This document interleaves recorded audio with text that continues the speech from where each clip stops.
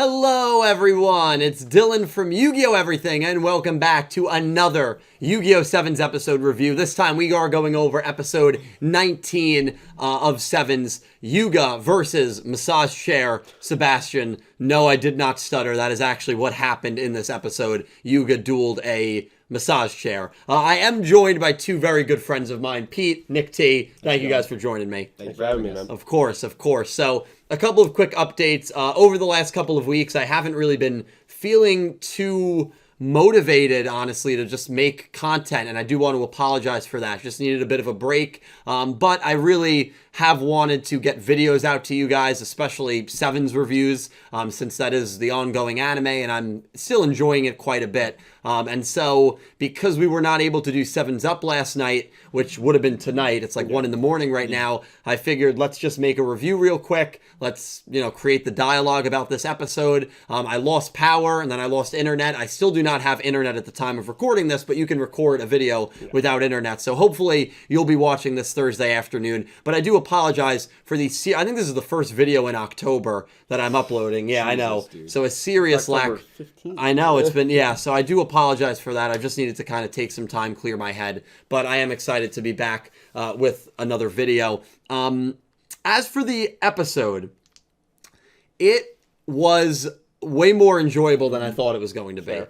I really had very low expectations for a massage chair duel because it's it's a massage chair. But what I thought this episode did really well, that maybe the other two episodes in this whole Yuga versus Neil fiasco did not do well, is it closely tied a character to Neil. Right now, I think a lot of the viewer's attention is on Neil as a character. I think it's very easy to identify that Neil is an important character. He's very important to the story and to the plot, and we want to know more about him. There's a lot of mystery surrounding his character, and we're getting bits and pieces here and there. But Geta in the last episode, or episode 18, was more revolved around Roa. Didn't really have any personal ties to Neil. 17, Schrodinger the cat, I don't know what the hell that was about. Schrodinger and Neil, I don't even know if they've ever talked. So, we didn't get any backstory on Neil or the relationship between Neil and the people that he views as friends. And even though Sebastian is a massage chair, it's the closest thing we have right now to a friend of Neil's.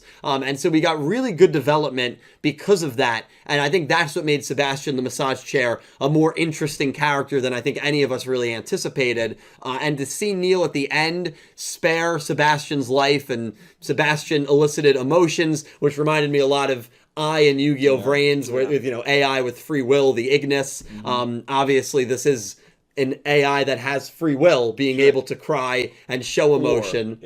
Or it's I. And I love that theory. Let's go with that. Sebastian is I love it.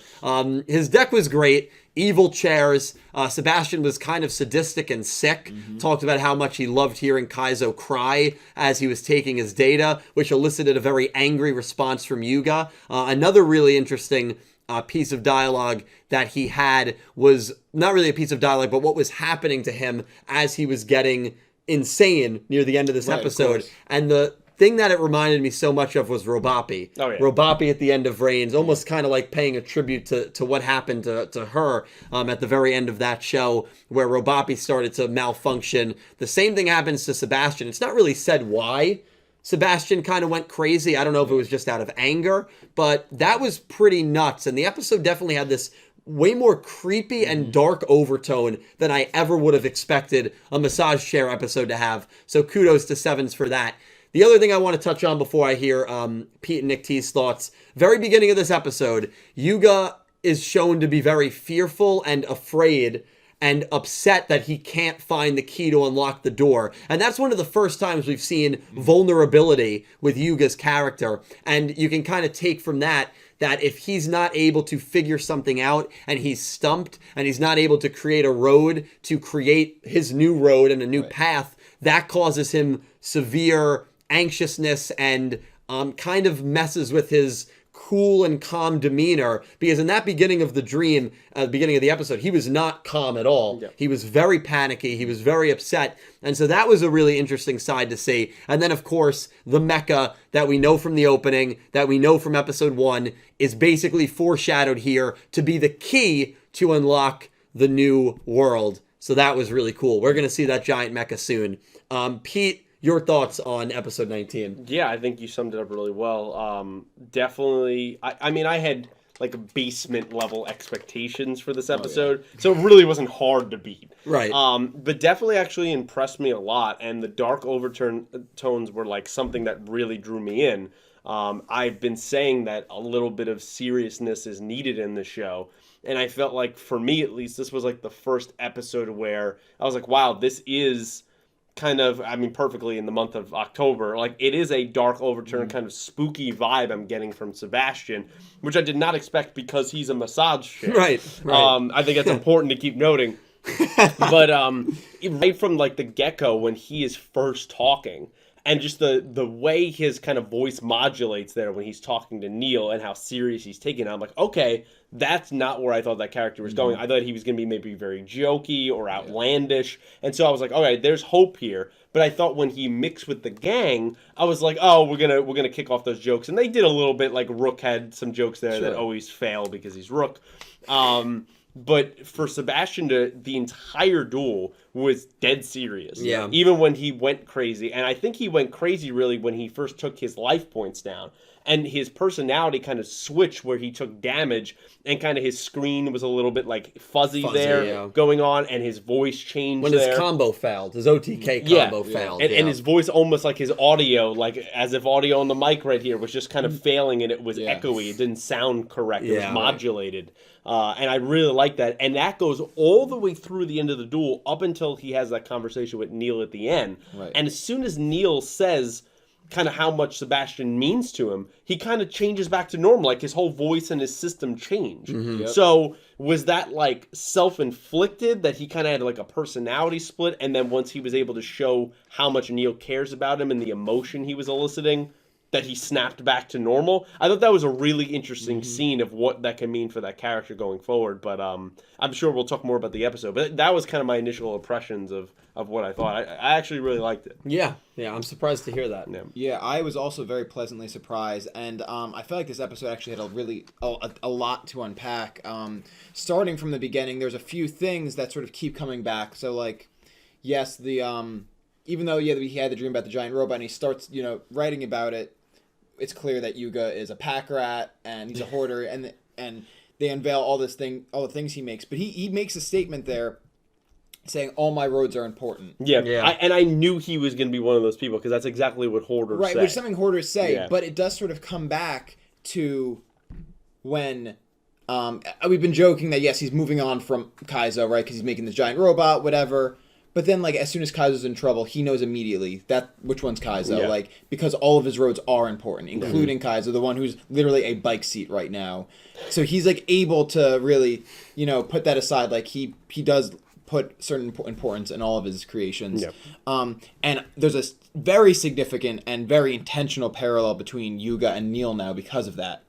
Because as much as Kaizo means to Yugioh, it's clear that even though we don't know very much about Neil, we're learning about him. We're getting character development, and the same goes with Neil, because even though Sebastian isn't Neil's creation, it's clear that some modifications were done. Why else would he insist that he doesn't get a new chair, but Sebastian stays as his chair? Right. Because maybe a modification was done. It's clear that Sebastian is progressing as an AI.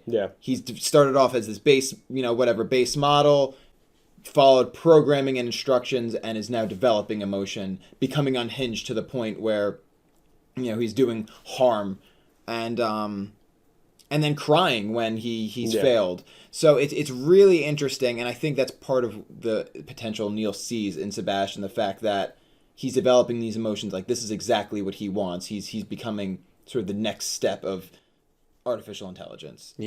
I think it is clear, though, that he was modified, because when Sebastian is talking, and they have he's the top line quality of massage chair from Goha, right? None of those chairs can do what I doubt. Like, they get up, they can transform an Autobot and duel.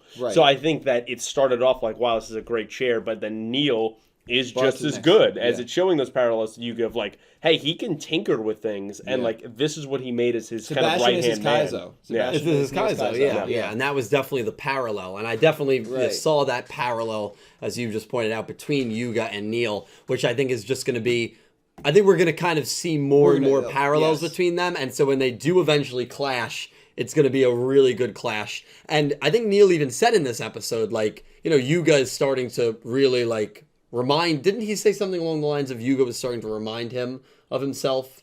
I don't remember that, but I do remember Sebastian making a comment that, you stayed up all night again. And so he's been overworking Neil of, like, he's constantly learning about this group. Like, he's kind of getting obsessive almost. Yeah. He is becoming obsessive. But that might be right. I just don't remember. I'm not sure. Honestly, I watched the episode on Sunday, so I'm trying to I was fresh because I had just watched it recently, but sometimes the parallel is a little, like, on the nose where it's, like, the fact that we're comparing Sebastian a massage chair to Kaizo a bike seat. It's like that kind of dynamic where it's like he couldn't be me, but really they are one and the same in the way that they're masters creations that mean very much. I think I agree with that, and I also think their parallels run deeper if you look at their personalities, right? Like Kaizo is Yugioh in a lot of ways that he is very free-willed. He's very outside-the-box thinking. He kind of does what he wants, right? I would say Yugioh is very much that. I mean, he broke the game of Yukio literally by creating an entire new dueling style. Where you see Sebastian in this episode is, I would argue, a little cruel or a little bit on that darker side, which is kind of the impression we've gotten from Neil. Right. He's very rigid in exactly how he sees the world, which is exactly how Neil is. And also, as Neil views, kind of our hologram man and Yugioh as kind of these pretenders to the throne of dueling, right? And that this way of rush duels is wrong. That's also how Sebastian sees Kaizo as a failed piece of trash, as nothing that could live up to him because he's a Goha creation. Right. And so, which also modified by Neil, a Goha employee. Right. And so you see those interesting parallels, I think, of Yugioh and Kaizo being these outside kind of the rules of Goha, and then the two people that stand by Goha, but the different world views that they have to each other. Yes. So I really like those parallels. Yeah, definitely an interesting episode, and probably we should have seen it coming.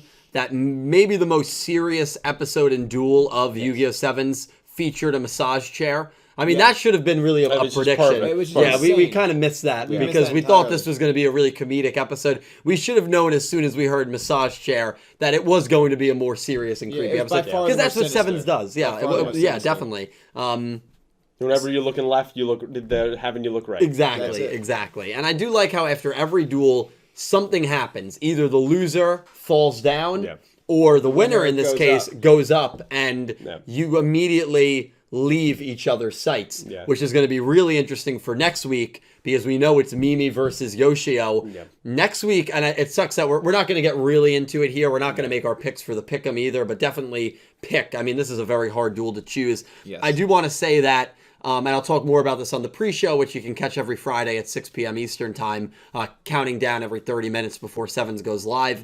I do want to say this could be the turning point for Mimi to completely turn her back against Goha. If Mimi wins and beats Yugioh and something happens to her son because of Neil and Goha, that could be the final straw. And we've been building those steps, I feel, ever since we've introduced her. And episode 7 was her real debut. And I feel even in a short amount of time, we've been laying those stones here and there. I think it was last week we talked about like a very key Mimi scene when she's on the roof and spying, and how there's things that she doesn't know, that she doesn't necessarily want Neil to delete rush duels. And I think that's kind of motivated in the sense that I said last week that her main contribution so far has been getting information on rush duels from Yuka's notebook. So you don't want to undermine your greatest kind of success by having it then all be erased. So I get that. But she's an interesting character to watch going forward. Now, this isn't our official prediction. We're not locked in. Mimi versus Yugioh. Who are you leaning towards? At the moment, I'm leaning towards Mimi. Me too. Agreed. Yeah. Because to me, I think Yuga's team needs to start building there losses. has to be some losses. Again, Sebastian mentions it in here of like he was saying, the start of the 6 losses was going to be there. But they're sticking to that theme. Yeah, we're 3 or 4-0 now, right? 3-0? 4-0 if you count Roman versus Aria. Yeah, so there has to be some kind of losses at some point. I understand the 6s are symbolic in the show, but we're going to go never with a loss, undefeated against Neil. I mean, doesn't that kind of take away from that arc of him? Yeah. And his cronies? Yeah, I completely agree. This week's episode is going to be really exciting. Yeah. But guys, let us know all your thoughts on episode 19, Yugioh versus Massage Chair. And I wish we could have done a 7s up because we would have talked about the 20 summary. We just gave kind of a brief preview. We would have made our official picks. We would have talked about the 21 summary that just came out and a lot of news on 7. So you can catch Yu-Gi-Oh! 7s up every Wednesday at 8 p.m. Eastern Time. And sorry it's been a weird week. Sorry it's been a weird month, but I promise I'm doing okay. And the Yu-Gi-Oh! Content is not going anywhere. Thank you also for 20 million channel views. Huge milestone. That's crazy. Yeah, you guys are amazing. Man. Pete, thank you so much. Nick T, thank you so much. Thanks for having me, man. Follow these guys. All their socials are down below. Twitch, Twitters, follow them. You guys are amazing. Thank you all so much for watching.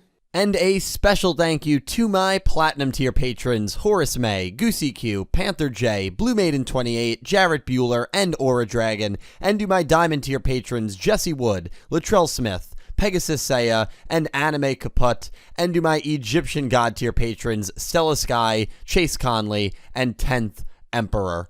Thank you to everyone who supports me on Patreon, and thank you to everyone who is a YouTube channel member. You guys help me out so much. I will talk to all of you down below in the comment section. Thank you so much for watching our episode 19 review, and I hope you have an amazing day. Take care, everyone. Thanks, guys.